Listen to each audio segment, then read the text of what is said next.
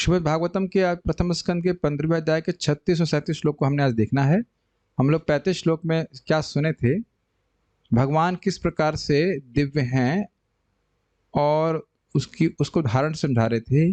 यथा मत्स्यादि रूपाणि धत्ते जह्याद यथा नटः भूभार छपितो ये ना जहो तच्च कलेवरम। ये सूत्र गोस्वामी जी कह रहे हैं, जिस प्रकार से एक नाटककार या जादूगर मत्स्यादि रूप प्रस्तुत करता है, इसी प्रकार से भगवान और उसको त्याग देता है, उसी प्रकार से भगवान विभिन्न रूपों को प्रस्तुत करते और कह रहे हैं भूभार छपितो ये ना। भगवान ने उस रूप के द्वारा भू का भार, पृथ्वी का भार को कम किया और उसके बाद उस कलेवर को त्याग दिया, जो माइक रूप भगवान प्रस्तुत किए थे। बहुत सारी इसमें बातें गई थी, इसको हम नहीं अभी ले रहे हैं यहाँ पे, अब तो हो ही चुका है। आगे क्या बात हो रही है उसको हम देखते हैं यहाँ पे कि भगवान इस जगत से जब चले गए तो क्या हुआ और युधिष्ठिर महाराज ने क्या किया, उसको आज हम सुनने वाले हैं। मेरे पीछे बोलिएगा, official chanter is here, yes, the second one is not there. यदा मुकुंदो भगवान इमां महीम, यथा मुकुंदो भगवान् इमां महीम् जहो स्वतन्वा श्रवणीय सत्कथः, जहो स्वतन्वा श्रवणीय सत्कथः तदा हरे वा प्रतिबुद्ध चेतसा, तदा हरे वा प्रतिबुद्ध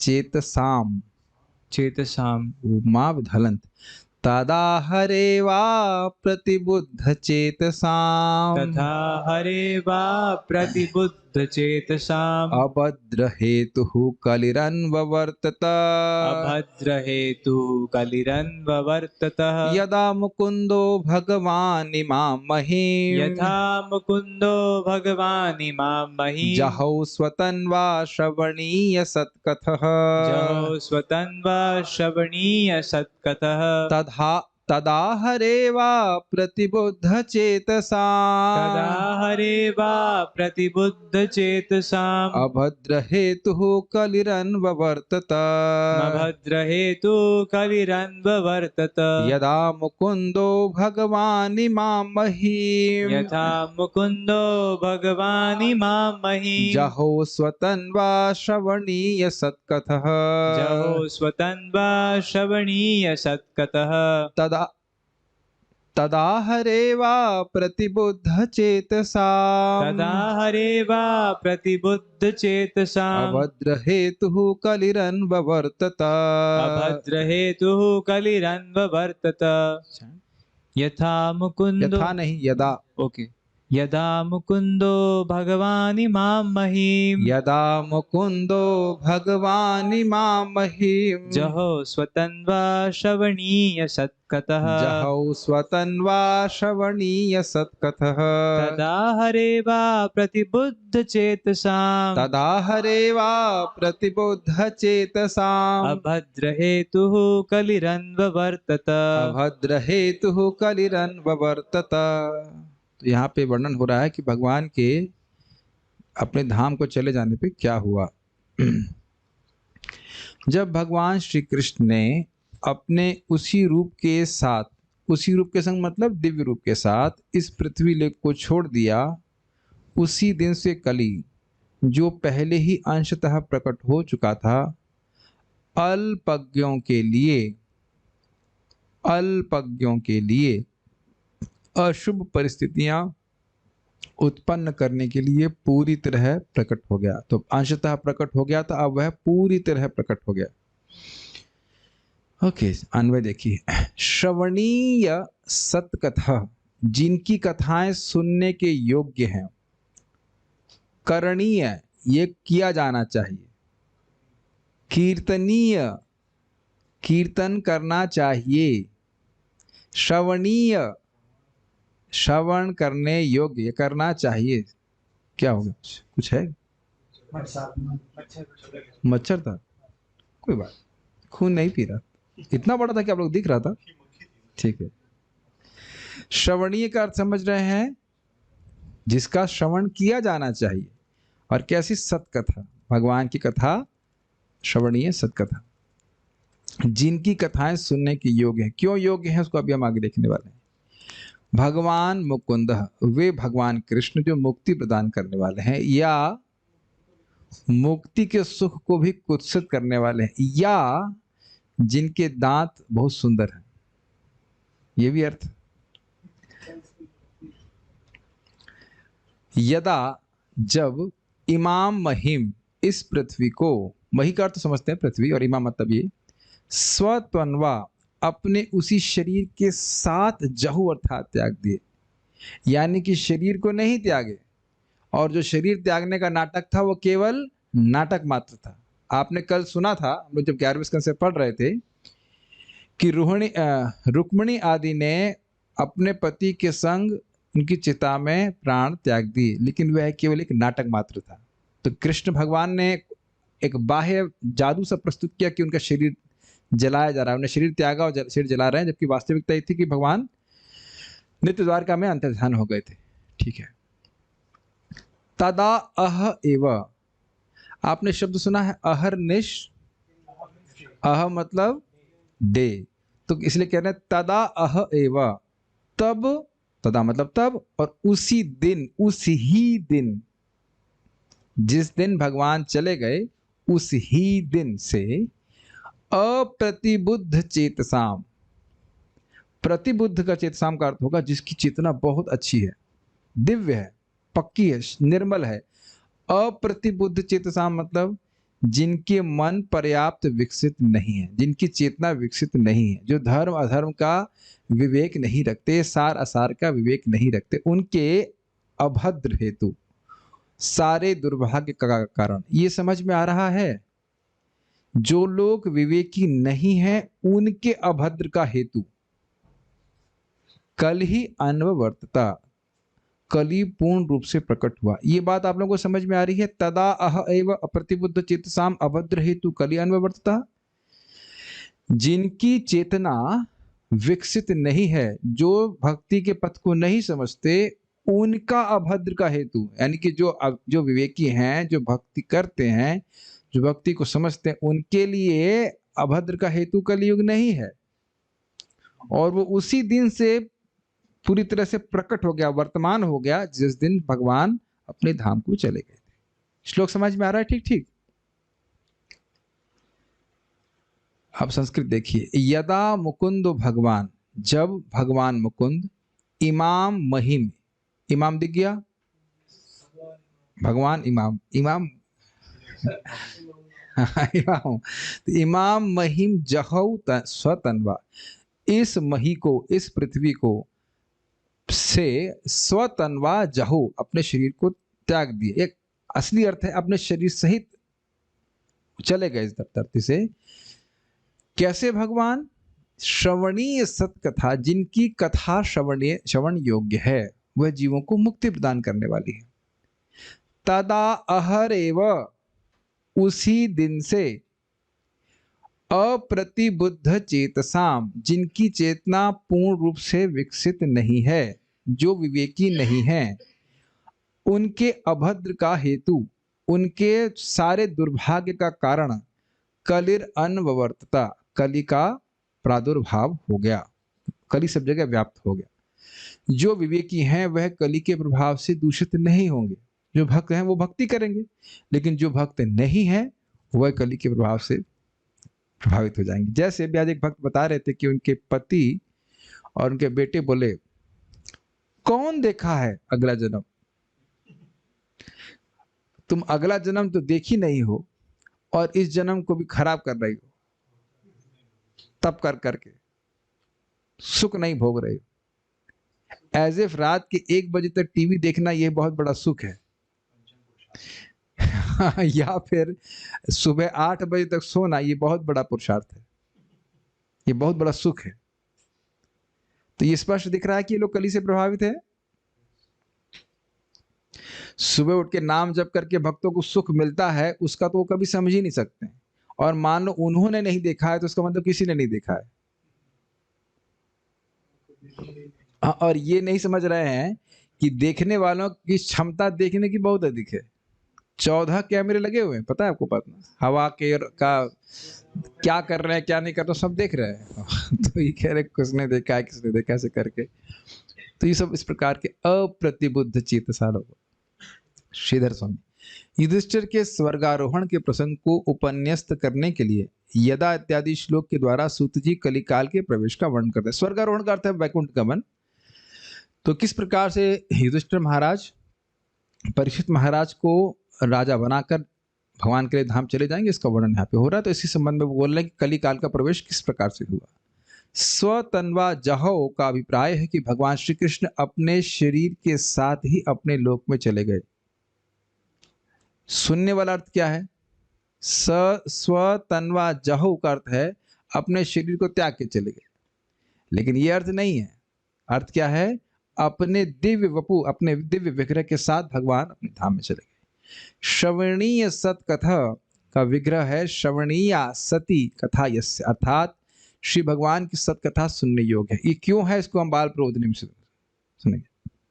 वैसे तो आप लोग जानते ही हो कि कथा सुनने मात्र से व्यक्ति जन्म मृत्यु के चक्र से मुक्त हो जाता है और भगवान का पार्षद बन जाता है। प्रथम स्कंद दूसरे अध्याय में इस पूरे प्रोसेस को समझाया गया था ना, नष्ट प्रायेषु भद्रेषु इत्यादि से करके। जिस दिन श्री भगवान ने पृथ्वी का परित्याग किया उसी दिन पृथ्वी पर कलयुग आ गया। अविवेकियों द्वारा किए जाने वाले अधर्म का कारण कली है। कली अविवेकियों का ही स्वामी है, विवेकियों का नहीं। विवेक का अर्थ समझते हैं? डिस्क्रिमिनेशन पावर, कि भाई ये चीज सही है इसे करना चाहिए, ये चीज सही नहीं है इसको नहीं करना चाहिए, यह विवेक होता है। सार सबका। क्योंकि कलयुग पहले ही अंशतः प्रविष्ट हो गया था, उसी रूप में उसकी अनुवृत्ति यहाँ बतलाई गई किस प्रकार से वह कलयुग और पूरे समाज में व्याप्त हो रहा है। सारार्थ यह श्लोक भगवान की स्वदेह त्याग की वास्तविकता को स्पष्ट करता है कि भगवान ने देह को नहीं त्यागा था, अपने देह से भगवान वापस चले गए थे। तथा श्रीपाद श्रीधर स्वामी जी के अनुसार स्वतन्वा जहो अर्थात जब भगवान अपने दिव्य देह सहित प्रस्थान किए, अर्थात वे अपने देह सहित वैकुंठ गमन किए। बहुत स्पष्ट है, कोई कठिनाई नहीं। शिवा प्रभु समझ में आ रहा है? भगवान ने अपनी देह त्यागी थी कि भगवान अपने विग्रह के देह के संग भगवान के धाम चले गए थे? अपने संग अपने धाम से चले, सिंपल। भगवान ने अपनी देह के माध्यम से ही इस पृथ्वी का त्याग कर दिया। इसका अर्थ यह नहीं है कि उन्होंने अपनी देह सहित पृथ्वी का त्याग कर दिया। यह कुव्याख्या है। समझ रहे? क्या क्यों कुव्याख्या क्या है उसका वर्णन करें। नहीं समझ में आया? आपको समझ में आया? हाँ बोलने का टैक्स मिल रहा है आपको? हाँ, भगवान ने इस पृथ्वी को इस देह के संग नहीं त्यागा। देह पृथ्वी को त्यागा लेकिन देह को नहीं त्यागा। कहाँ हैं आप भी? आप लोग सब एकदम से सट हो गए थे। यही हैं आप? ठीक है। हाँ ठीक। घबराहट इसके लिए प्रमाण दे रहे हैं। प्रदर्शया तप्त तपसाम अवितृप्त दृशाम नृणाम आद्यांतर अधाद यस्तु स्वबिंबम लोकलोचनम। ये श्लोक देख रहे हैं, बार बार आ रहा है। कल भी आया था टीका में। भगवान श्री कृष्ण जिन्होंने पृथ्वी पर सबों की दृष्टि के समक्ष अपना नित्य स्वरूप प्रकट किया था, अपने स्वरूप को उन लोगों की दृष्टि से हटाकर अंतर्ध्यान हो गए जो वांछित तपस्या न कर सकने के कारण उन्हें यथार्थ रूप में देख पाने में असमर्थ थे। श्रीमद् भागवत 3:2-11। इसको कोट क्यों किया जा रहा है? थोड़ा समझने का प्रयास कीजिए। भगवान को देखने की योग्यता है भगवत प्रेम। अब भगवान जब यहाँ इस जगत में आते हैं तो जिनके पास प्रेम नहीं भी होता उनको भी दिखाई पड़ते हैं।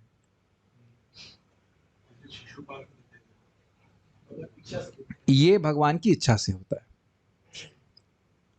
यहां तक कोई कंफ्यूजन? जब तक भगवत प्रेम है भगवान नहीं दिखने वाले। तो जब भगवान आते हैं लीला करने के लिए प्रकट, तो उनकी इच्छा से वो लोग जिनके पास प्रेम नहीं वो भी देख पाते हैं, लेकिन वह भगवान के माधुर्य का अनुभव नहीं कर पाते। फिर भी भगवान ने मौका दिया उनको देखने का, जैसे अभी आपने बोला शिशुपाल आदि, जरासंध आदि। लेकिन फिर भगवान ने इस रूप को तिरोहित कर दिया। तो ये चक्रवर्ती पाद ये श्लोक क्यों बोल रहे हैं? दिखाने के लिए कि भगवान का विग्रह दिव्य है और सर्वाकर्षक है, और भगवान अपनी इच्छा से प्रकट करते हैं, लेकिन जिनके पास तपस्या का धन नहीं है वह उसको अब भगवान एक बार जब प्रकट कर ली तो वह देख नहीं पाएंगे। क्लियर? ठीक है। इस श्लोक में स्वबिंबम अर्थात अपने स्वरूप को लोक की दृष्टि में प्रदर्शित करने के पश्चात उन्होंने पुनः उसे तिरोहित किया एवं अंतर्ध्यान हो गए। श्लोक यह नहीं कहता है कि भगवान ने शरीर त्याग दिया। कृष्ण संदर्भ इसका उल्लेख करता है, कृष्ण संदर्भ जी गोस्वामी जी ने लिखा है। तो यह श्लोक प्रमाणित करता है कि भगवान अंतर्ध्यान हुए, भगवान ने शरीर नहीं त्यागा। ओके। तदा यद अहह अर्थात उसी क्षण से कली सुप्त बुद्धि व्यक्तियों की चेतना में प्रविष्ट हुआ। बहुत सुंदर टीका है, ध्यान सुनिएगा। किंतु उसने उन्हें थोड़ा स्पेलिंग में से प्रभावित नहीं किया जो विवेकी थे, ये अर्थ है। अब इसको देखिए, उदाहरण कितना सुंदर दे रहे हैं। एक चोर निद्राग्रस्त व्यक्ति का धन चोरी करता है, परंतु किसी जागृत व्यक्ति से चुराने में भय करता है, ये अर्थ है। समझ आ गया? जो लोग नहीं समझ आ रहा है, जो व्यक्ति जीवन के मूल्यों के प्रति बिल्कुल अचेत है, अब जो भक्ति नहीं कर रहा हुआ है कि नहीं इस तरह से, पहले ये देखने का सामर्थ्य है ना आप लोगों में कि जो भक्ति नहीं कर रहा है उसके लिए जीवन के उद्देश्य के प्रति वह पूरी तरह सोया हुआ है। तो ये देख रहे हैं, ये बताइएगा कि जो नहीं देख पा रहा वो हाथ खड़ा कीजिएगा। ये देख पा रहे हैं कि कल उनको नरक में भेजने के लिए नियोजित किया हुआ है। पूरा देश, पूरा सोसाइटी। अगर आप रशिया में जाके पूछेंगे किसी से कि जीवन का उद्देश्य क्या है, तो कहते नहीं, पहले मिसाइल तो फोड़ने हो है कि नहीं? और यही चीज यूक्रेन वालों से पूछ लें, डिवोटीज को छोड़ दीजिए, तो शायद ही कोई व्यक्ति बता पाएगा कि सही जीवन का उद्देश्य क्या है। शायद क्या आप मान के चलिए कि उत्तर नहीं बता पाएगा। तो आइए चलिए हम यूके चलते हैं, वहां पे एनडीटीवी वाला अपना माइक लेके चलिए और पूछे कि जीवन का उद्देश्य क्या है, तो शराब पीने से फुर्सत नहीं है। और अमेरिका चले जाइए और कहाँ पूरे विश्व में घूम लीजिए और नहीं पता होगा लोगों को कि जीवन का उद्देश्य है भगवत प्रेम प्राप्त करना। तो अब सब सोए हुए कि नहीं? जैसे कोई व्यक्ति सो रहा हो, पूछे भागवत का प्रथम श्लोक बताओ, अब जो गहरी नींद में सो रहा हो क्या बोलेगा? जन्मादस्यतः इत्यादि इत्यादि, कैसे बोल पाएगा? तो ये बहुत सुंदर बात है। प्राय आप लोगों ने देखा होगा, अगर ट्रेन में लोग सो रहे होते हैं तो चोरी हो जाती है, लेकिन अब जगे हुए हैं तो भय करेगा ना चोरी करने से। तो कितना सुंदर है। कलयुग एक चोर की तरह है, वो चोर की तरह है, शूद्र एक्चुअली आगे उसको बोला गया है। तो चोर की तरह है, और जैसे एक चोर निद्राग्रस्त व्यक्तियों का ही धन चुराता है, उसी प्रकार से कलयुग उन्हीं के लिए अभद्र का कारण है जो विवेकी नहीं है, जो अविवेकी। कितने ये बात हम लोग कई बार सुन चुके हैं, लेकिन कितनी मननीय बात है कि अरबों खरबों जन्म मृत्यु का चक्कर को पार करके हमको ये मानव जीवन मिला है। इसमें तो कुछ कठिनाई है नहीं, और उसमें भी भक्ति करने का मौका मिला। हम लोगों ने गाय और बैलों से इंटरव्यू लेने के लिए तो बोला ही नहीं है अभी तक। वहां तो आप लेने भी नहीं जाओगे, वहां तो कोई प्रयोजन ही नहीं करना। और उसमें कितनी जीवात्माएं हैं। कभी आप लोग सर्च, मैं तो रोज मेरे मन में विचार आता है कि मेरा कंप्यूटर दिखा देता है एक फोटो, कोई शहर की फोटो दिखाएगा, कभी किसी व्हाटएवर की सीनरी दिखा देगा, ऐसा कुछ तो दिखाता रहता है, वो एचपी का ऐसा कुछ करता रहता है। हर बार देखता हूँ, देख रहता है विश्व कितना बड़ा है। चाइना और उसके रेगिस्तान और सहारा डेजर्ट, उसमें कितने जीव हैं, और पता नहीं कैसे हम लोग इंसान बन गए। और उसमें भी भगवान का भक्तों का संग, और उसमें भी प्रामाणिक परंपरा का संपर्क। इट्स अमेजिंग ना। लेकिन कभी कभी तो डर लगता है कि ये कहीं छूट तो नहीं जाएगा ये, और तो नहीं छूटेगा, भगवान की कृपा है, लेकिन बहुत अद्भुत बात है। तो आप लोग समझ ही रहे हैं कि अब हम लोग थोड़ा थोड़ा जागृत हो रहे हैं, और समझ में आता है कि ये कार्य करेंगे तो हम कलयुग के प्रभाव में हैं, ये कार्य करेंगे तो कलयुग के प्रभाव से बाहर आएंगे, है कि नहीं? क्या सभी लोग दुनिया में सबसे बढ़ करके हरे कृष्ण मंत्र जप रहे हैं? सी, तो उनका कौन सा धन कली चुरा रहा है? अब मैं एक क्विज पूछ रहा हूं। यस, मानव जीवन, बहुमूल्य मानव जीवन रूपी समय कली चुरा रहा है, और उसको चुरा करके इन्वेस्ट कर दे रहा है ताकि लंबे समय तक व्यक्ति नरक से बाहर ना आ पाए। शराब पीना, ओकेजनली पीते हैं वहां से। तुम पी रहे हो ओकेजनली और नरक में मारेंगे रेगुलरली। रेगुलरली नियम बना बना के मारेंगे। लोग लोग कितना कितने इजी लेते हैं ना। ओकेजनली शादी पार्टी में कभी ऐसे ले लिया, वैसे कोई नियम हमारा नहीं है शराब पीने का। कितने बेशर्म हो गए हैं लोग कलयुग में। कुछ उनको भय नहीं नरक का, कुछ भी भय नहीं। तो ये मुझे बहुत अच्छा लगा था कि निद्रा में सोए हुए लोगों को चोर चोरी करता है। बाल प्रवृत्ति देखी। परंतु युधिष्ठिर महाराज ने वहां क्या दोष देखा जिसके कारण उन्होंने राज्य से जाने का निश्चय किया? यदि यह अपेक्षा हो, यदि ये प्रश्न हो, तो कली के प्रवेश और उसके दोष को इन दो श्लोकों से कह रहे, दैट मींस 36 और 37। मुकुंद अर्थात भक्तों को मुक्ति दान करने के लिए जो अवतीर्ण हुए थे भगवान कृष्ण, उन भगवान कृष्ण ने जब अपना देह और ये भूमि त्याग दी, तो ये एक ऊपरी अर्थ, मतलब देह त्याग दी मतलब भगवान अपने देह से वापस चले गए, तब उसी दिन से धर्म का कारण कलयुग आ गया। अंशतः तो पूर्व में ही आ गया था, परंतु अब वह सर्वत्र व्याप्त हो गया। यदि ऐसा है, अब ये प्रश्न उठा रहे हैं, जब कली हर जगह व्याप्त हो गया है, आपने कहा मुकुंद मतलब जो भक्तों को मुक्ति देते हैं, यदि ऐसा है तो भक्तों की मुक्ति कैसे होगी?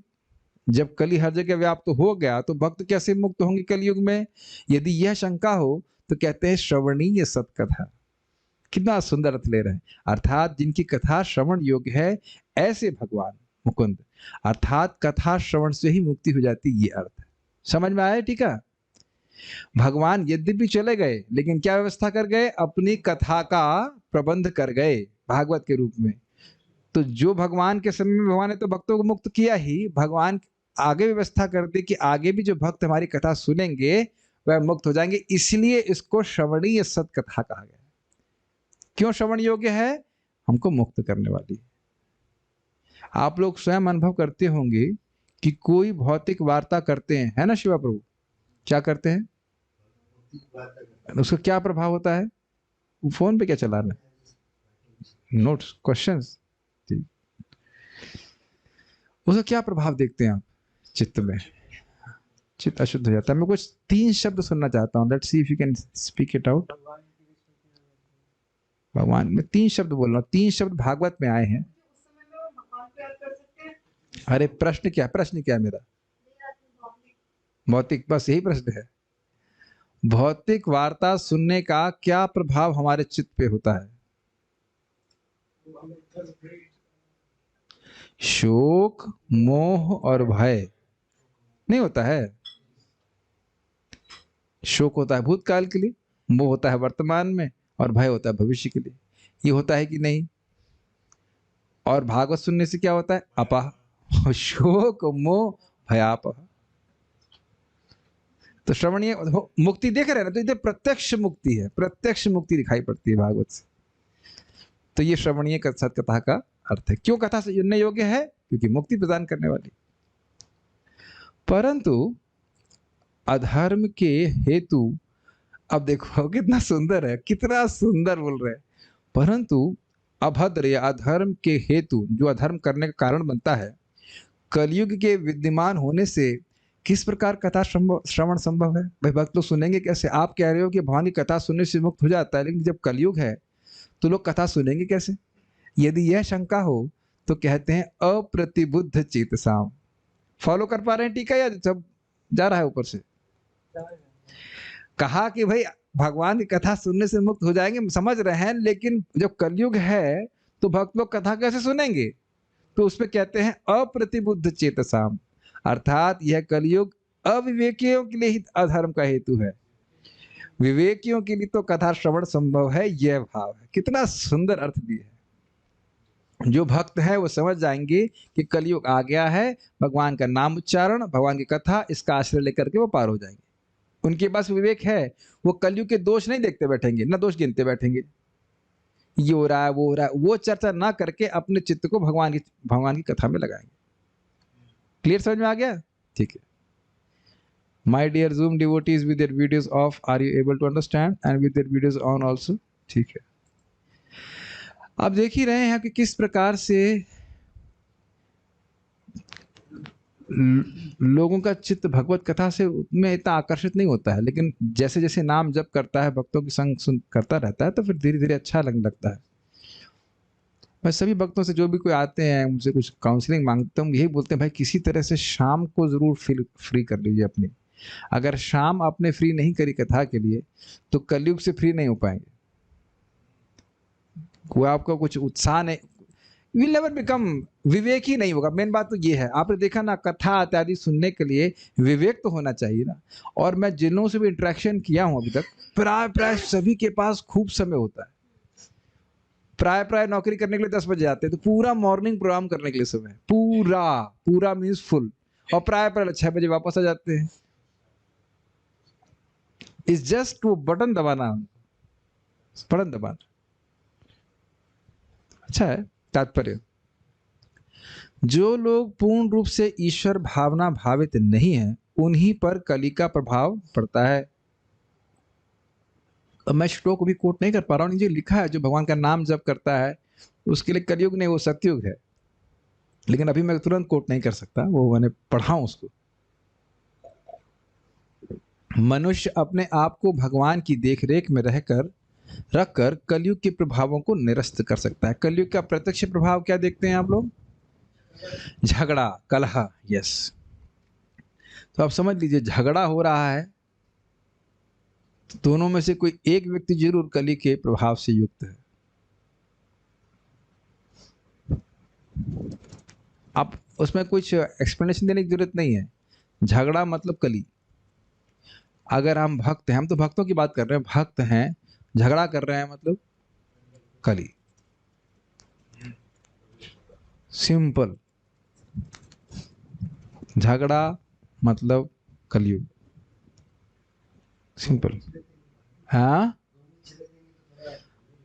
कह रहे हैं ये अच्छा बड़ा भोला उत्तर है। कह रहे हैं कि गोमूत्र छिड़क देंगे तो क्या कलयुग चला जाएगा? तो अगर मान लो 2 भक्त झगड़ा कर रहे हैं तो उनको हम गोमूत्र से स्नान कराएंगे। अगली बार से हम स्प्रे रखेंगे साथ में, गोमूत्र में छिड़क देंगे और वो ठंडे हो जाएंगे। लग रहा है वो दोनों मुझसे झगड़ा करने लग जाएंगे। ये तो बहुत ही इनोसेंट आपने उत्तर दिया। बट ये हमेशा ध्यान रखिएगा कि जब भी झगड़ा करने की इच्छा हो रही, कहीं झगड़ा देख रहे हैं आप, तो कलयुग देख लीजिए। स्पेशली कलयुग में बहुत चलता, छोटी छोटी बात पे लोग झगड़ा कर रहे हैं। एनीवेज, प्रभुपाद जी का मुझे बहुत सुंदर शब्द यहाँ पे याद आ रहा है, मानव जीवन कुत्ते बिल्लियों की तरह झगड़ने के लिए नहीं है। This is very heavy, is it not? जो व्यक्ति आत्म साक्षात्कार में लगा है, रियली लगा है, really not only stamped way, really लगा है, उसके लिए झगड़ने का कहां का अवकाश है कि नहीं? कलयुग का पदार्पण कुरुक्षेत्र युद्ध के बाद ही हो गया था, किंतु भगवान की उपस्थिति के कारण यह अपना प्रभाव न दिखा सका। इसकी व्याख्या करी गई थी, भगवान के होने से धर्म के चारों पांव बड़े पुष्ट हो गए थे, सतयुग से भी अधिक। लेकिन जब भगवान अपने ही दिव्य शरीर के साथ लेकर इस धरालोक को छोड़ गए, तो उनके जाते ही कलयुग के लक्षण उसी तरह प्रकट होने लगे जिस रूप में द्वारका से अर्जुन के आगमन से पूर्व महाराज युधिष्ठिर को दृष्टिगोचर हो रहे थे। और महाराज युधिष्ठिर ने ठीक ही उस धरा से भगवान के प्रयाण की कल्पना कर ली। ये सब हम लोग सुन चुके हैं। अब शकुन देख रहे थे, समझ गए थे भगवान कृष्ण चले गए हैं, फिर अर्जुन ने उसको सत्यापित भी कर दिया। जैसा कि हम पहले कह चुके हैं, भगवान हमारी आंखों से उसी तरह ओझल हो गए जिस तरह सूर्य अस्त होने पर हमारी दृष्टि से ओझल हो जाता है, सूर्य कहीं और चमक रहा होता है। भगवान का अस्तित्व हमेशा रहता है। इजी, ठीक है। नेक्स्ट देखते हैं, मेरे पीछे बोलिए। आखिरी श्लोक है आज का। युधिष्ठिरस्तत्परिसर्पणं बुधः। युधिष्ठिरस्तत्परिसर्पणं बुधः। व्रत कर क्या है? युधिष्ठिरस्तत्परिसर्पणं बुधः। युधिष्ठिरस्तत्परिसर्पणं बुधः। पुरे च राष्ट्रे च गृहे तथात्मनि। पुरे च राष्ट्रे च गृहे तथात्मनि। विभाव्य लोभानृतजिम जिह्म हिंसनात् विभाव्य लोभानृत जिह्म हिंसना अधर्म चक्रम गमनाय पर्यधात् अधर्म चक्रम गमनाय पर्यधात् युधिष्ठिरस्तत्परिसर्पणं बुधः युधिष्ठिरत्सत्परिसर्पणं बुधः पुरे च राष्ट्रे च गृहे तथात्मनि पुरे च राष्ट्रे च गृहे तथात्मनि विभाव्य लोभानृतजिह्म हिंसनात् विभाव्य लोभानृत जिह्म हिंसनात् अधर्म चक्रम गमनाय पर्यधात् अधर्म चक्रम गमनाय पर्यधात् आदि होगा। महाराज युधिष्ठिर पर्याप्त बुद्धिमान थे कि वे कलयुग के प्रभाव को समझ गए, जिससे विशेष लक्षण होते हैं: बढ़ता लालच, असत्य भाषण, धोखा देना तथा सारी राजधानी, राज्य, घर तथा समस्त व्यक्तियों में हिंसा का आधिक्य इत्यादि। अतएव उन्होंने घर में रहने की तैयारी की। अरे भैया, ईस्ट और west, home is the best. हमारे घर में ही कलयुग नहीं है, बाकी सब जगह व्याप्त है, इसलिए घर नहीं छोड़ना है। नहीं। अतः उन्होंने घर छोड़ने की तैयारी की और तद अनुकूल वस्त्र धारण कर ली। तो क्या उनके घर में भी कलयुग व्याप्त था? जहां तक हम समझ सकते हैं उनके घर में तो नहीं था, लेकिन राज्य में था। अन्वय देखिए, बुधा, बुधा शब्द युधिष्ठिर महाराज के लिए पूर्ण अनुभवी। अब देखिए अनुभव का क्या मतलब है। अनुभव का अर्थ यह है कि युधिष्ठिर महाराज ने अनुभव किया था कि भगवान कृष्ण के इस जगत में विद्यमान होते जब थे भगवान, तब उनके राज्य की स्थिति क्या थी। ये हम लोग पढ़ चुके हैं पहले। सारी ऋतुएं सही समय पर फल फूल दिया करती थी और पृथ्वी सारे सब कुछ क्या कहते हैं वो खनिज दे रही थी और सारी माणिक्य इत्यादि दे रहे थे। समुद्र माणिक्य दे रहा था। ये पढ़ चुके हैं कि नहीं पढ़ चुके हम लोग? तो किस प्रकार से सब कुछ अनुकूल और धर्म के अनुसार चल रहा था, इसका अनुभव युधिष्ठिर महाराज को था और अब वह परिवर्तन देख रहे हैं, इसलिए कह रहे हैं पूर्ण अनुभवी।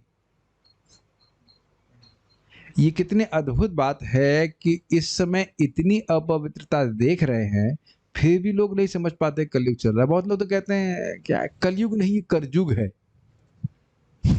ऐसे करने का युग है कलयुग नहीं है। क्या क्या डायलॉग बोल देते कुछ भी। कलयुग बस अब 2020 में समाप्त हो रहा है, लेकिन 2020 क्रॉस हो गया। आपने सुना है बीच में हल्ला हुआ था 2012 में समाप्त कर दिया था। पता नहीं क्या क्या फिलॉसफी देते हैं, लेकिन ऐसा हुआ नहीं अनफॉर्चुनेटली। बुधा युधिष्ठिर यानी कि पूर्ण अनुभवी महाराज युधिष्ठिर तत्परिसर्पणम, उस कलयुग के विस्तार को, पूरे अर्थात राजधानी में, राष्ट्रे अर्थात राज्य में, पूरे मतलब हस्तिनापुर में कह सकते हैं राजधानी थी, गृहे च और घर में, तथात्मनि और प्राणियों में। प्राणी का अर्थ प्राणियों के मन में। क्या देखा? लोभ देखा, जो लोभ नहीं था पहले। हमने सुना ऐसा कि युधिष्ठिर महाराज ने कथा भक्तों से सुनी, हम उसको पढ़े तो नहीं है, लेकिन उन्होंने कहा कि दो लोग लड़ते हुए आए। पृथ्वी का झगड़ा था, दो भाइयों के बीच में था। तो मान लो कुछ तो का बॉर्डर होगा, तो वो कह रहा था कि अधिक वाला तेरा है, और दूसरा बोला था नहीं, अधिक वाला तेरा है। क्योंकि उनको ये डर था कि अगर अधिक वाला अगर मेरा नहीं है और मैंने ले लिया तो मैं नरक में जाऊंगा। मतलब वो धर्म भीरू थे। लेकिन जब तक ये केस लेकर के युधिष्ठिर महाराज के पास आए, कलयुग हो गया और उनका झगड़ा दूसरी बात पे हो रहा है। कह रहे बड़ा वाला मेरा है वो कहता नहीं, बड़ा वाला मेरा है। ऐसा सुना है। अब ये हमने इसको पढ़ा नहीं है, लेकिन कलयुग का ऐसा प्रभाव था। कितना सच हमको नहीं पता, मोस्ट प्रॉब्ली कथा बनाई गई है, लेकिन हम कह नहीं सकते कुछ। एक कथा तो हमने बिल्कुल सुनी है, ये प्रमाणिक भी होगी, कि एक बार एक व्यक्ति आकर युधिष्ठिर महाराज से कुछ कथा बोल रहा था, कुछ कथाएं सुना रहा था। नहीं क्षमा कीजिएगा, भीम को कथा सुना रहा था। और भीम आकर के युधिष्ठिर महाराज को कथा सुना रहे थे। एक पहेली थी कि देखो भाई, एक कुएं से एक बाल्टी पानी निकालती है और वह 10 बाल्टियों को भर देती है, लेकिन 10 बाल्टियां मिल करके एक बाल्टी को नहीं, उस बाल्टी को नहीं भर पाती। इसका क्या मतलब है? हाँ, तो दो माता पिता 10 बच्चों का पोषण पर कर देंगे, लेकिन वह 10 बच्चे मिलकर के माता पिता का पोषण नहीं कर पाएंगे। तो युधिष्ठिर महाराज तुरंत भीम को कहे कि पकड़ो उस व्यक्ति को, वो कली पुरुष है। वो कली का वर्णन कर रहा है। और भी कहा, कुछ कहानी सुनाता मैं भूल गया, लेकिन ये बात मुझे याद। तो उस प्रकार से लोभ का प्रवृत्ति हो रही थी। कहां कहां पे? राजधानी में, राष्ट्र में, घर में और लोगों के मन में भी। अनृत अर्थात झूठ। अब देखिए, इस कलयुग में लोग झूठ ना बोलने तो आश्चर्य कीजिएगा। कुछ भी मतलब नहीं, कुछ भी झूठ बोलने में कोई शर्म ही नहीं महसूस होती। हमने तो कई बार देखा, भक्त लोग भी धुआंधार झूठ बोलते हैं, धाड़ झूठ बोलते हैं। हाँ प्रभु 16 माला कर लिया, क्या कहा जा सकता है।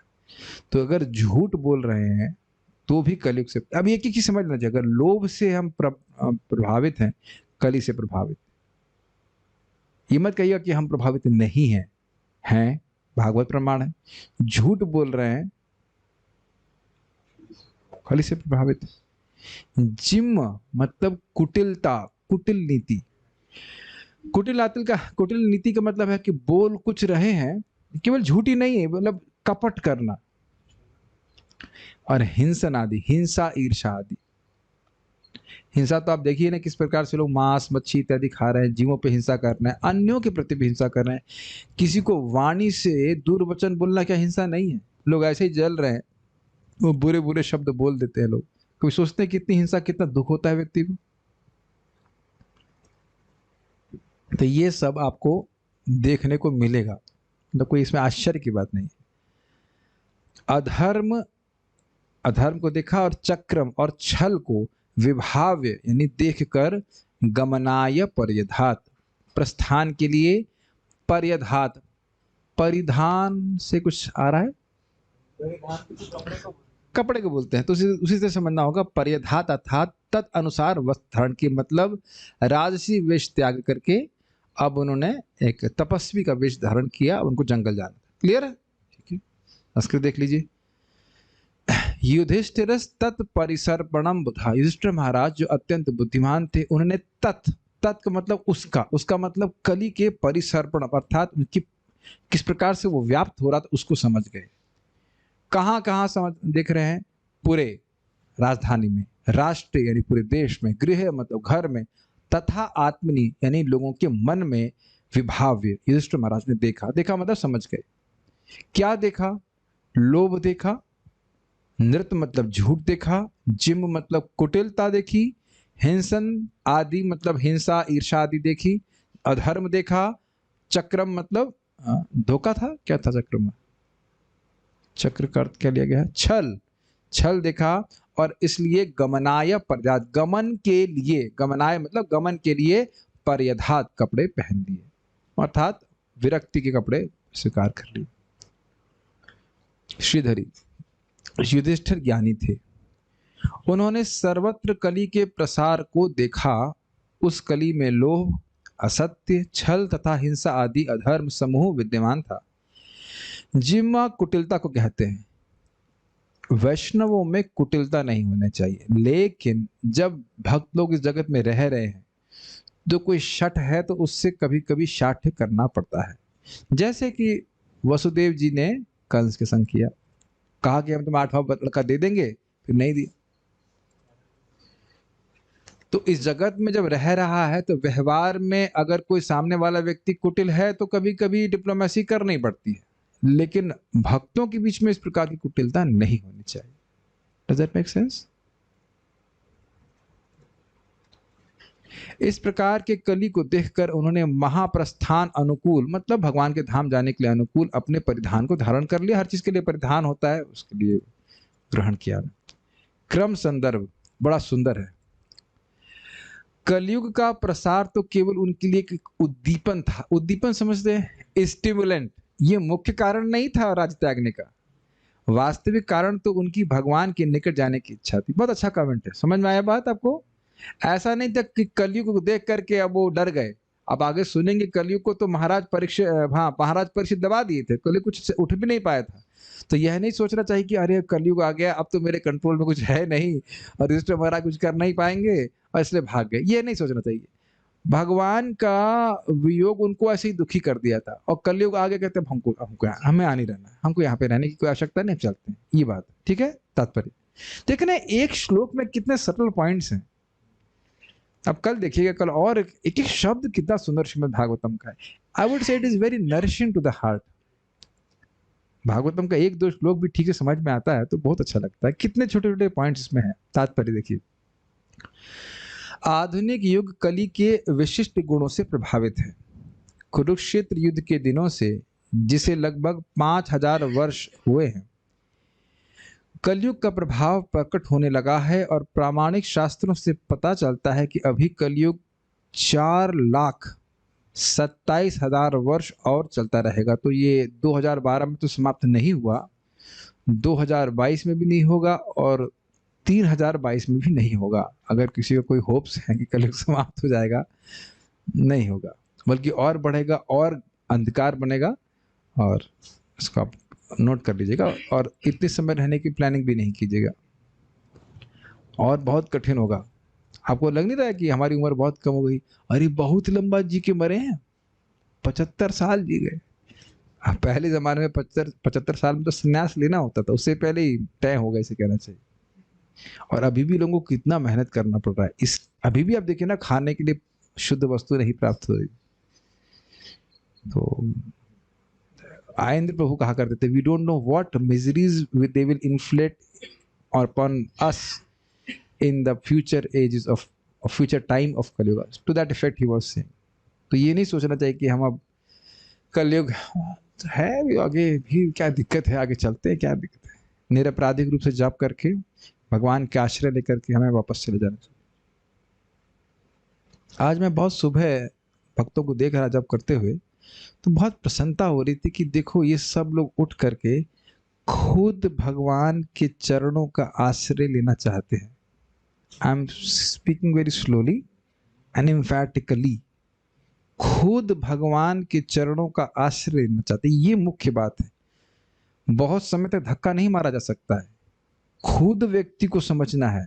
प्रपात कहते हैं वन शुड कुछ ऐसे, fix himself to the bosom of the lord. भगवान के हृदय से व्यक्ति को अपने लगा लेना चाहिए, उनके चरणों को पकड़ लेना चाहिए कस के, कि मुझे भगवान के पास वापस जाना है। We can do that, it's not impossible, but हमारा कुछ अपना भी आग्रह होना चाहिए, है कि नहीं? और इसको दूसरे एंगल से देखिए, बगल वाले का आग्रह है या नहीं है, हमें अपना आग्रह बना के चलना है। The highest compassion is to deliver oneself. हम भगवान के पास पहुंच जाए, ये स्वार्थी बना नहीं है, लेकिन दूसरे एंगल से अपना स्वार्थ समझना चाहिए ना। अपना उद्धार करना ये सबसे बड़ी रिस्पॉन्सिबिलिटी है, और इसीलिए हमें मॉर्निंग साधना दी जाती है। इसीलिए हम मॉर्निंग साधना में किसी को टाइम नहीं देते। आप लोग भी नहीं देते, नहीं देते ना? बिस्कुट को तो नहीं टाइम देते आप लोग? नहीं, जब करते ना। उम्मीद है कि आप जब कर रहे होंगे, अगर जूम पे नहीं आएंगे तब भी उम्मीद है कि आप जिम, धोखाधड़ी, चक्रम इत्यादि के चक्र में नहीं है। इसमें मैं एक छोटी सी कहानी सुनाऊंगा, बड़ी विनोदपूर्ण। परम पूज्य जय पताका महाराज से एक माताजी दीक्षा लेना चाहती थी। ये बड़ी मजेदार कहानी है। एक नंबर की धोखेबाज। वो कहती थी, सोच रही थी अब दीक्षा के बाद तो मछली नहीं खा सकती, तो बांग्लादेश में मछली खा के आई, कल दीक्षा लेनी थी। कहती अब इसके बाद तो खा नहीं पाऊंगी, तो खा करके आई और उड़ करके आई। और महाराज के पास गट्ठर था पूरा, काफी लोग एक साथ महाराज दीक्षा दिया करते थे, उसमें से बीच में से महाराज एक पेज निकाल लिए, उस माता जी का नाम था। कहते ये भी योग्य नहीं है दीक्षा लेने का। तो सोच रहे हैं कि गुरु को धोखा दे देंगे। This is amazing, is it not?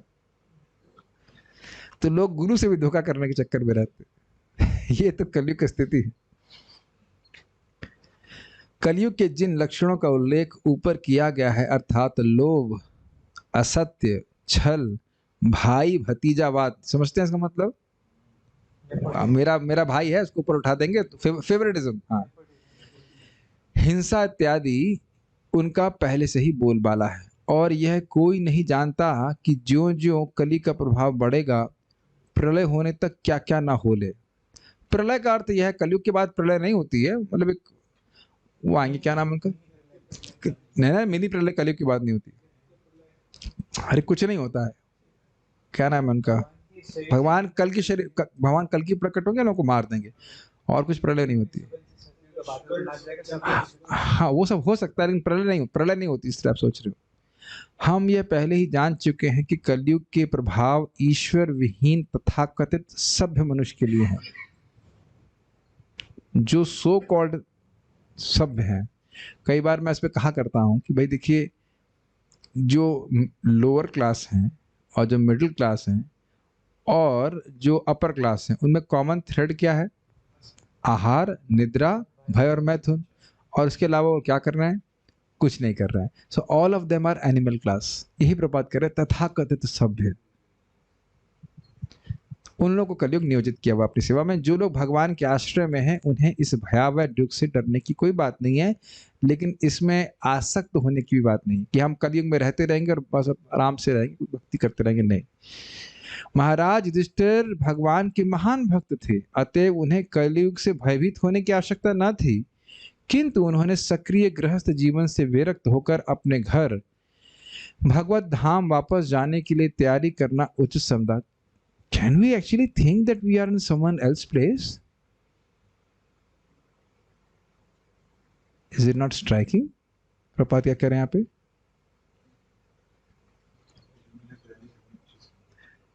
काफी लोग शायद यहाँ सोच रहे होंगे कि आप अपने, हो सकता है सोच रहे हो कि आप अपने घर से दूर हैं,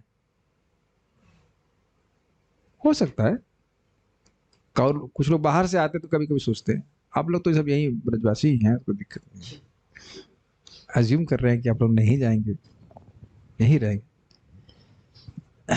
लेकिन कभी कभी मान लो कोई इंडोनेशिया से आएगा तो सोचेगा ना कि हम बहुत दूर हैं। जैसे मैं इंडोनेशिया गया था तो मैं स्वाभाविक रूप से सोच रहा था कि ये मेरा स्थान नहीं है। If you start thinking like that, क्या हमारा जीवन हो जाएगा? Is it not? मैं फिर भक्तों को चेता रहा हूं कि यहाँ पे स्टेबल होने का प्रयास छोड़ दीजिए। ये स्थान ना तो स्टेबल है, ना हमें स्टेबल होने देगा, और ना हमें स्टेबल होना चाहिए। स्टेबल समझ रहे हैं? मतलब हम बढ़िया जीवन जिए, स्टेबल हो जाए, कोई प्रॉब्लम नहीं हो, ऐसा नहीं है। ये स्थान हमारा नहीं है। And we can exit at any day. कहीं पे एग्जिट करके फिर दूसरे नए स्थान में डाल दिया जाएगा। And we are pretty helpless about it. कुछ नहीं कर सकते। जहां प्रकृति फेंक देगी वो फेंक जाएंगे। ऑब्वियसली हम भक्ति किए हैं तो भगवान की कृपा से भगवान की फिर भक्ति करने का मौका मिलेगा, but why to wait for that thing? Why not fully execute Krishna consciousness? क्यों नहीं पूरी शक्ति से भगवान की भक्ति करने का प्रयास किया जाए? है ना हमारे अंदर ये बीमारी कि हमें सेटल होना चाहते हैं। क्या यह हास्यास्पद नहीं होगा कि समुद्र की लहर पे कोई व्यक्ति झूल रहा और उसमें स्टेबल होने का प्रयास करे? मेरी उदाहरण आप समझ रहे हैं? कभी नीचे जा रहा है, कभी ऊपर जा रहा है, कभी नीचे जा रहा है, हाँ अब मैं थोड़ा सा स्टेबल हो रहा हूँ, इतने भी नीचे जा रहा है, फिर हाँ अब तो मैं बिल्कुल ही हो गया, नहीं नहीं अब फिर ऊपर जा रहे हो। मेरी बात आप समझ पा रहे हैं? कभी ऊपर, कभी स्वर्ग उठाए, कभी नरके गिराए, इत्यादि इत्यादि। ये माया कर रही है। ये हमारा बहुत बड़ा इल्यूजन है कि हम यहाँ पे स्टेबल होना चाहिए। नहीं होने देंगे, ना होना चाहिए, ना हमको एस्पायर करना चाहिए।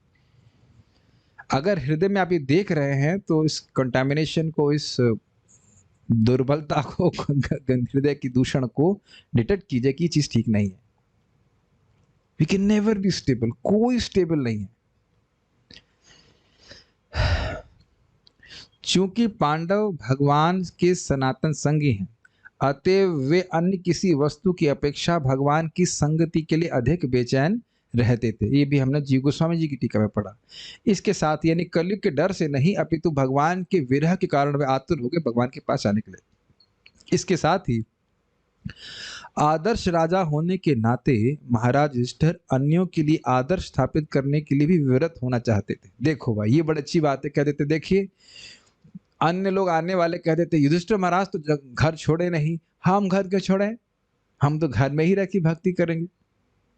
तो प्रभुपाद कह रहे हैं कि आदर्श राजा होने के नाते वह भी स्टैंडर्ड फॉलो कर रहे हैं। क्या कर रहे हैं, देखिए, जो ही गृहस्थी के कार्य को देखने वाला कोई नव युवक तैयार हो जाए, अभी भी मौका है, पढ़ने से पहले आप लोग मीटिंग छोड़ सकते हैं। वैधानिक चेतावनी दी जा रही है भाई, इससे पहले कि हम पूरा पढ़ें, आप लोग अभी मौका 1, 2 और 3। अब आप सुनेंगे तो हमको मत बोलेगा कि आप कठोर बात बोल रहे हैं। ठीक है, फिर से पढ़ लेते हैं। Ready, okay. जो ही गृहस्थी के कार्यों को देखने वाला कोई नव युवक तैयार हो जाए तो मनुष्य को चाहिए कि वे आध्यात्मिक साक्षात्कार तक ऊपर उठने के लिए तुरंत गृहस्थ जीवन का परित्याग कर दे। लेकिन कुछ ना कुछ लॉयरगिरी तो लोग करेंगे, कहेंगे देखिए प्रभुपाद इसमें क्या बोल रहे हैं।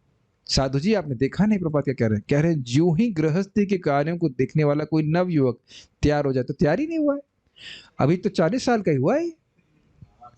हमारा कोई नहीं, बहुत छोटा है, बहुत छोटा है, मात्र 40 साल का। कैसे इसको हम अकेला छोड़ दें, बताइए कैसे इस पे बिजनेस पूरा छोड़ दें, है कि नहीं? तो करते रहिए लॉयरबाजी। ये मैं मजाक में नहीं बोल रहा हूँ, ये वास्तविकता बोल रहा हूँ। वृंदावन में आने के बाद भी भक्त लोग मुझे फोन कर रहे हैं, वो बेटे का कोर्ट केस सॉल्व करने के लिए मैं वापस दिल्ली जा रहा हूँ। हम तो कुछ रिएक्ट नहीं करते, हाँ ठीक है, अच्छा है, वहां रह के भी जब कीजिए, कोई दिक्कत। और केस सॉल्व करते करते आपका केस बन गया तो वो समझ रहे ना केस बनने का मतलब, और उस केस को आपका बेटा सॉल्व नहीं कर पाएगा।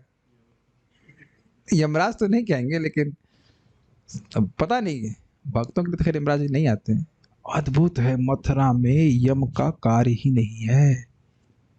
श्लोक है, अभी तो मैं उसका अनुवाद कर रहा हूँ, आप लोगों ने अनुवाद किया होगा, शायद पढ़ा होगा। यमराज जी का अधिकार ही नहीं है यहाँ पे, है ही नहीं यमराज जी का अधिकार। जो दंड देना, जो कुछ करना है, कुछ भी क्यों करना है, भगवान दे सकते हैं। एकदम स्पष्ट लिखा है, यमराज का प्रवेश ही नहीं है यहाँ। एटलीस्ट यम के रूप में, डिवोटी के रूप में तो आ सकते हैं, लेकिन यम के रूप में अधिकार है ही नहीं। अधिकार दंड ही नहीं दे सकते किसी को, आ ही नहीं सकते यमदूत।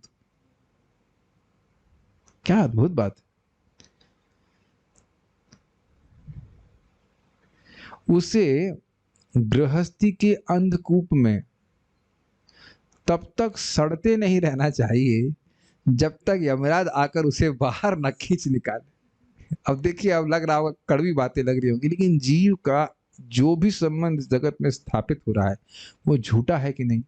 देखिए, कई बार लोग बोलते हैं और सोचते हैं कि हम लोग कठोर बातें बोल रहे हैं, लेकिन गृहस्थी का ये बहुत बड़ी कठिनाई है कि गृहस्थी में जब व्यक्ति प्रवेश कर लेता है तो उन संबंधों को इतना अधिक मानता है, इतना अधिक मानता है कि बस पूरा जैसे कहते हैं ना, अब्जॉर्प्शन हो जाता है कि यही बच्चे हमारे हैं, ये पत्नी है, इसके लिए करना है, करते करते करते समाप्त।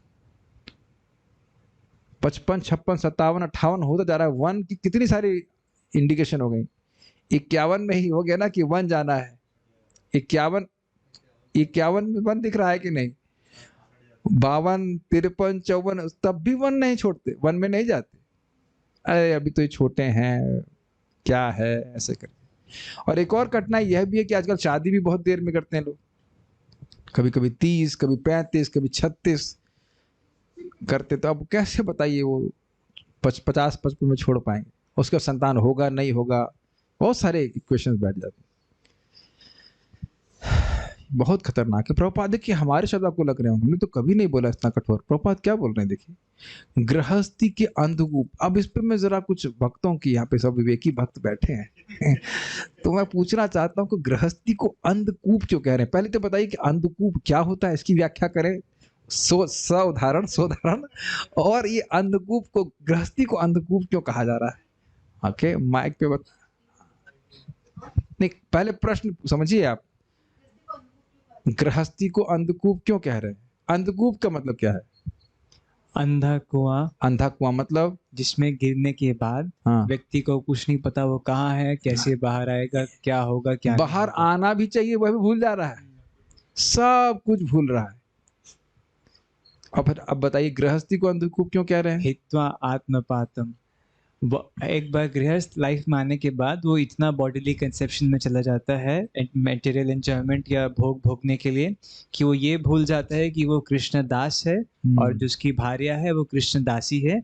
वो वहां से हट के बिल्कुल मटेरियल सेंस एंजॉयमेंट के प्लेटफॉर्म पे आ जाता है और फिर भगवान को इटरनली भूल जाता है। यहाँ तक कि एक डिवोटी माता जी को उनके नॉन डिवोटी पति बोले तुम मुझको चुनो या भक्ति को चुनो। क्या बात है, ऐसे लग रहा है कि वही नारायण हो गए वही मुक्ति प्रदान करने वाले हो गए अद्भुत हो गए ना। भक्ति को चुनो या तो मुझको चुनो, कैसी कैसी देखो बातें बोल रहे हैं। तो ये समझ लेना चाहिए। आधुनिक राजनेताओं को और जो व्यक्ति गृहस्थ स्वीकार भी किया उसको भी भूलना नहीं चाहिए कि हम डिवोटी हो गए हैं तो अब मतलब सारे आसक्तियों से मुक्त हो गए। We should always very careful. महाराज हमेशा बोलते हैं इस पे, बड़ा अच्छा बोल रहे थे कि भाई गृहस्थी में प्रवेश करे कैसे, चोर की तरह, टांग डाले सर नहीं डाले गर्दन नहीं डाले। पहले लोग चोर घर घुसते थे ना तो निकलने की प्लानिंग पहले होती थी, और आजकल क्या है घुस जाते हैं। लेकिन महाराज बोलते कोकून होता ना, कैसे कोकून क्या कहते हैं उसको, इन हिंदी में क्या कहते हैं, रेशम के कीड़े की तरह खुद अपने से ही रेशम निकालता है वो, और उसमें ऐसा बंद जाता है कि कैसे निकले कैसे निकले ऐसे करके सोचता रहता है, जबकि आत्मा का कोई संबंध नहीं है यहाँ पे किसी भी व्यक्ति से। तो वैधानिक चेतावनी, प्रवेश से पहले 1000 बार आप सोच लीजिएगा, 1000 बार सोचिए, साल में एक बार सोचिए, ऐसे करके 1000 बार सोचिए फिर प्रवेश करिए। आधुनिक राजनेताओं को महाराज युधिष्ठिर से स्वैच्छिक वैराग्य लेने की शिक्षा ग्रहण करनी चाहिए और नई पीढ़ी को अवसर प्रदान करना चाहिए। स्पष्ट है। ये नहीं है कि मरते एकदम जब तक मर ना जाए उसके क्या कहते हैं, अल्जाइमर ना हो जाए हाथ हिलने लगे तब तक वह पद पे बैठा रहे।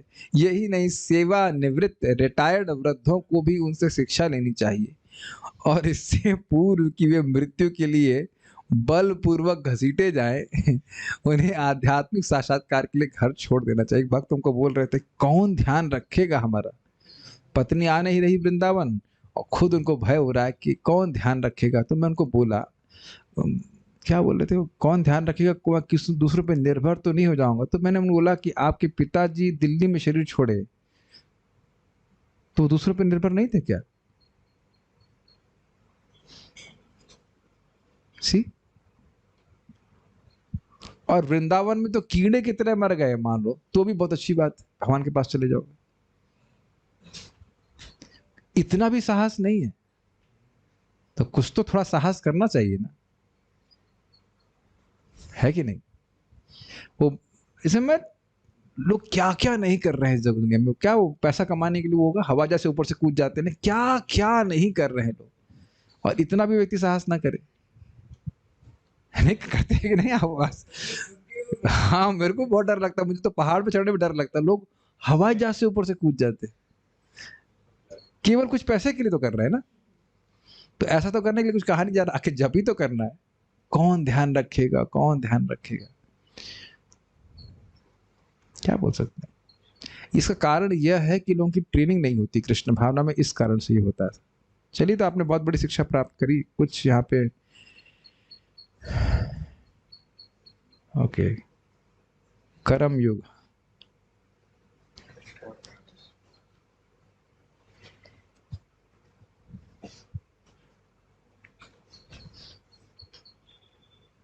ओके, कोई कमेंट्स है, प्रश्न नहीं है। तो कल हम लोग कल से सुनेंगे युधिष्ठिर महाराज किस प्रकार से प्रयाण कर रहे हैं। Stop here. श्रीमद् भागवतम की जय, श्रील प्रभुपाद की जय, ताई गौर प्रेमानंदे।